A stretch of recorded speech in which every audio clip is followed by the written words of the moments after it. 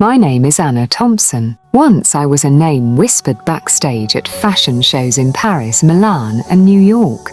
People said I had a vision, a style, a magic in my fingertips, but behind the glitter, I was quietly fading.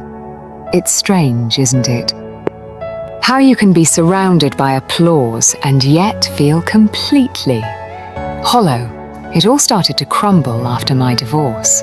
Ethan, my husband of 10 years, left, said I wasn't the same woman he married, that I had lost my charm, become too emotional, too much.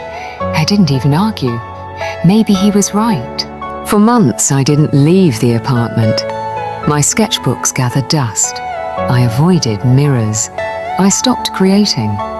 One rainy evening, I was sitting on the floor of my living room, surrounded by old drawings, torn bits of dreams from a younger me, and I found one sketch, a childish drawing of a pink gown with fairy wings. I had drawn it when I was 12. I remember it like yesterday. My mum was in the kitchen making tea, and I rushed in holding the drawing. She smiled and said, "Your hands were made to bring beauty into this world, Anna. Don't ever let anyone tell you otherwise. I miss her, more than anything. I miss the girl I used to be." That night, my best friend, Claire, came over.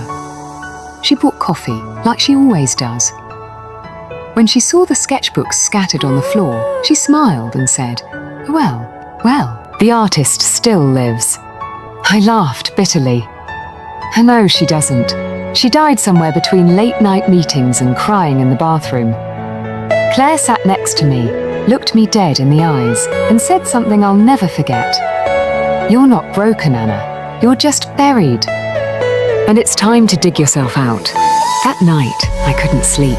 I walked to the mirror in the hallway, looked at myself. No makeup, messy hair, eyes swollen from crying. And for the first time, I didn't criticize what I saw. I just looked, really looked, cynic, at the woman who had survived heartbreak, disappointment, failure, and still stood.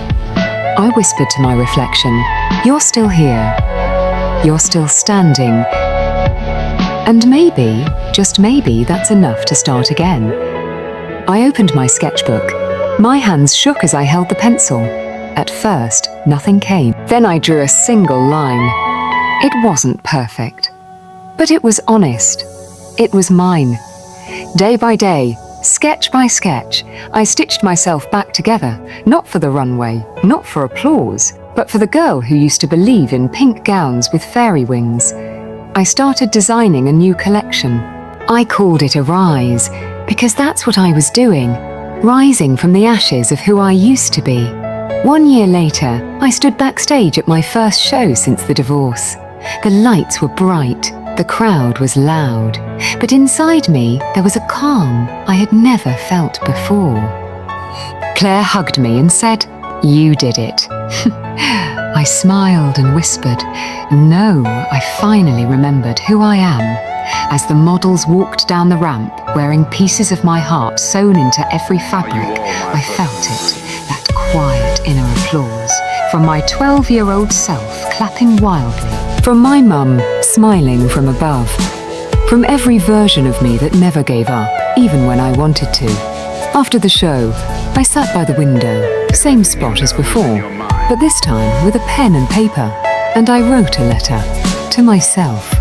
"Dear me, you are enough. Not because of your success, not because someone loves you, but because you never stop trying.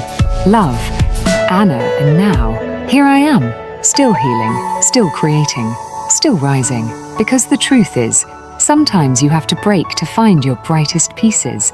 Sometimes the light you're searching for is already within you."